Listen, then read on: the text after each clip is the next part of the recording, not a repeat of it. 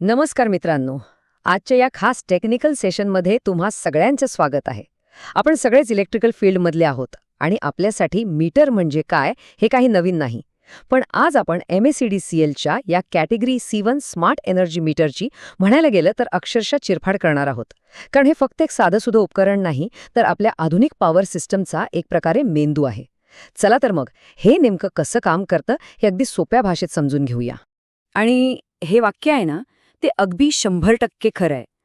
आपल्या घराबाहेर किंवा कारखान्याजवळ लागलेली ती एक साधी पेटी. आपल्याला असंच वाटतं. पण आजचं हे सेशन पूर्ण झाल्यावर त्या साध्या पेटीकडे बघण्याचा तुमचा दृष्टिकोन पूर्णपणे बदलून जाईल.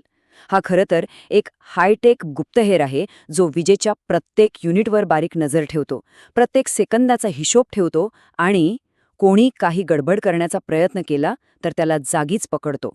तर आजच्या आपल्या या व्हर्च्युअल लेक्चरचा रोडमॅप कसा असेल त्यावर एक नजर टाकूया. सगळ्यात आधी आपण या स्मार्ट मीटरची ओळख करून घेऊया. मग त्याची बाहेरची बॉडी आणि सुरक्षा किती मजबूत आहे ते पाहू. त्यानंतर ते वीज नक्की मोजतं कसं, त्यातले ते स्मार्ट फीचर्स नेमके कोणते आहेत, आणि सगळ्यात महत्त्वाचं म्हणजे वीज चोरी रोखण्यासाठी यात कोणती यंत्रणा आहे हे सगळं आपण एकामागोमागे एक शिकणार आहोत. आणि हो, शेवटी एक छोटासा सारांश आणि तुमच्यासाठी काही इंटरेस्टिंग प्रश्नसुद्धा आहेत. चला तर मग सुरुवात करूया आपल्या पहिल्या टॉपिकपासून, स्मार्ट मीटरची ओळख. कोणतंही उपकरण हातात घेण्याआधी ते कशासाठी बनवलंय, ते कुठे वापरलं जातं आणि ते कोणत्या नियमानुसार बनवलं आहे हे समजून घेणं खूप गरजेचं असतं. बरं, आता इथे 3 मुख्य गोष्टी आहेत, त्या लक्षात घ्या. एक, हे मीटर LT म्हणजे लो टेन्शन ग्राहकांसाठी बनवलेलं आहे. सोप्या भाषेत सांगायचं तर छोटे उद्योग, वर्कशॉप्स, मोठी दुकानं किंवा मोठ्या सोसायट्या, इथे हे मीटर वापरलं जातं. 2, याचं मुख्य काम आहे ट्रायव्हेक्टर ऊर्जेचं मोजमाप करणं. आता हे ट्रायव्हेक्टर काय आहे ते आपण पुढे सविस्तर बघूच. आणि तिसरी गोष्ट, हे मीटर IS 15959 या भारतीय मानकांप्रमाणे बनवलेलं आहे, जे याची क्वालिटी आणि अचूकता सिद्ध करतं. आता आपण मीटरच्या बाह्य रचनेकडे वळूया. कोणत्याही उपकरणाची सुरक्षा त्याच्या बॉडीपासूनच सुरू होते. खरं तर या मीटरची बॉडीच त्याची पहिली संरक्षण भिंत आहे. चला बघूया ही भिंत किती मजबूत आहे. जरा ह्या चित्राकडे बघा. मीटरचं शरीर म्हणजे जणू काही एक अभेद्य चिलखत आहे. हे उच्च दर्जाच्या पॉलिकार्बोनेट मटेरियलपासून बनलेलं आहे.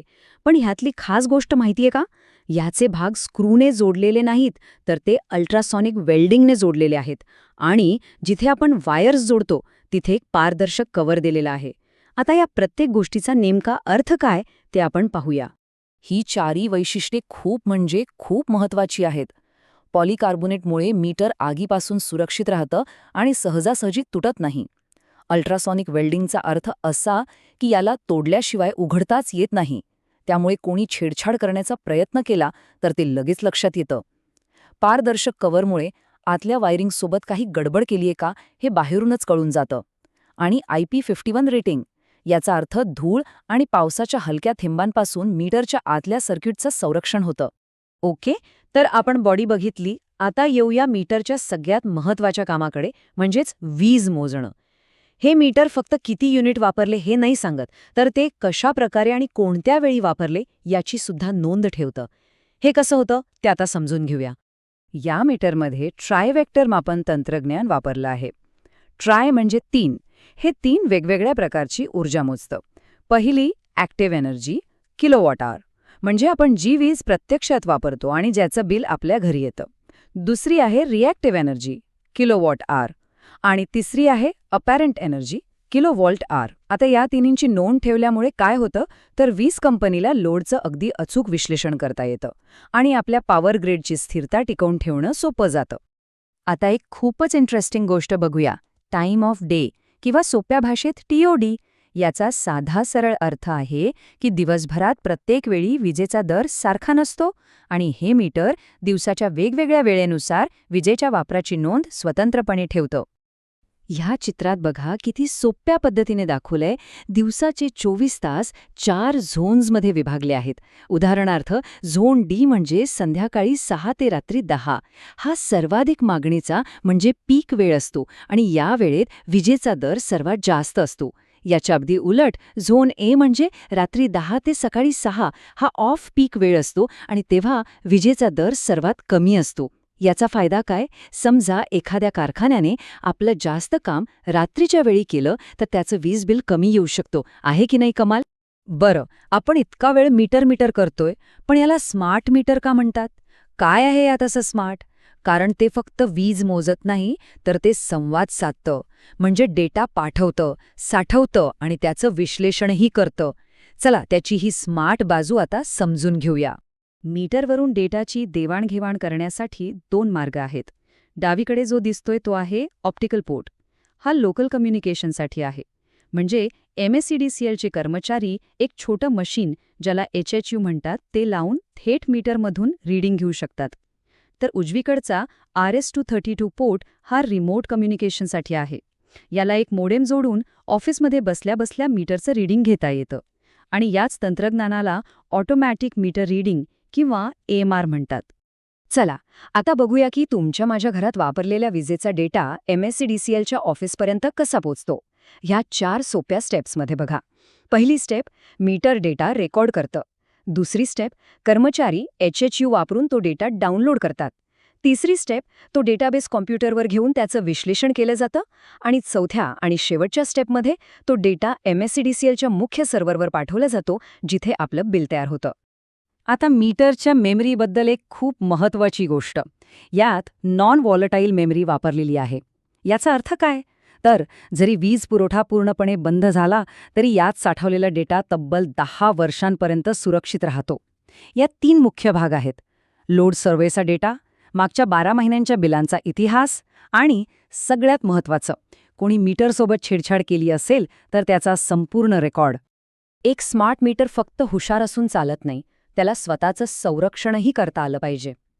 आता आपण या मीटरच्या सर्वात खतरनाक आणि पॉवरफुल फीचरकडे आलो आहोत, त्याची अँटी टॅम्परिंग म्हणजेच छेडछाड प्रतिबंधक यंत्रणा, त्याची सेल्फ डिफेन्स सिस्टम. हे मीटर अनेक प्रकारची चोरी पकडण्यात एकदम माहीर आहे. जसं की फेज आणि न्यूट्रल वायरची अदलाबदल करणे, न्यूट्रल वायर काढून टाकणे किंवा मीटरचं कव्हर उघडण्याचा प्रयत्न करणे. असं काहीही झालं की मीटर लगेच त्याची तारीख आणि वेळेसोबत नोंद करून ठेवतं आणि एकदा का कव्हर उघडलं की कव्हर ओपन टॅम्पर कायमस्वरूपी रेकॉर्ड होतो. हे असं रेकॉर्ड आहे जे कोणीही, अगदी कोणीही डिलीट करू शकत नाही. एवढंच नाही, हे मीटर आधुनिक चोरीच्या पद्धतींनाही पुरून उरतं. काही लोक मीटर हळू करण्यासाठी शक्तिशाली चुंबक म्हणजे मॅग्नेट वापरतात. पण या मीटरवर 0.2 टेस्लापर्यंतच्या चुंबकीय क्षेत्राचा काहीही परिणाम होत नाही. आणि त्यापेक्षा जास्त ताकदीचा चुंबक लावल्यास काय होतं माहितीये? मीटर थांबत नाही, उलट ते कमाल करंट म्हणजे IMAX नोंदवायला लागतं, ज्यामुळे इतकं मोठं बिल येतं की चोरी करायला गेलेल्याला दुप्पट फटका बसतो. ही एक प्रकारची ऑटोमॅटिक पेनल्टीच आहे. चला, तर मग आज आपण ज्या काही गोष्टी शिकलो त्याचा थोडक्यात आढावा घेऊया. लक्षात ठेवा, हे तंत्रज्ञान फक्त बिलिंगसाठी नाही, तर हे आपल्या भविष्यातील ऊर्जा क्रांतीचा एक महत्त्वाचा पाया आहे. थोडक्यात सांगायचं झालं तर हे फक्त एक मीटर नाही, तर एक परिपूर्ण स्मार्ट इकोसिस्टम आहे. याची मजबूत बॉडी, आतली हुशार सुरक्षा प्रणाली, डेटा पाठवण्याची क्षमता आणि ऑटोमॅटिक बिलिंग हे सर्व मिळून एक पारदर्शक आणि कार्यक्षम प्रणाली तयार करतात. आणि यामुळे वीज कंपनी आणि प्रामाणिक ग्राहक या दोघांचाही फायदा होतो.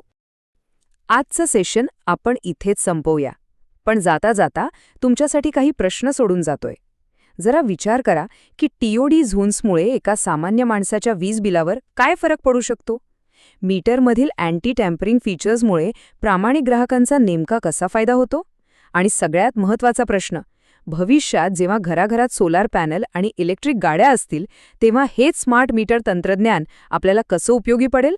या प्रश्नांवर नक्की विचार करा, कारण उद्याचे तंत्रज्ञ तुम्हीच आहात. धन्यवाद.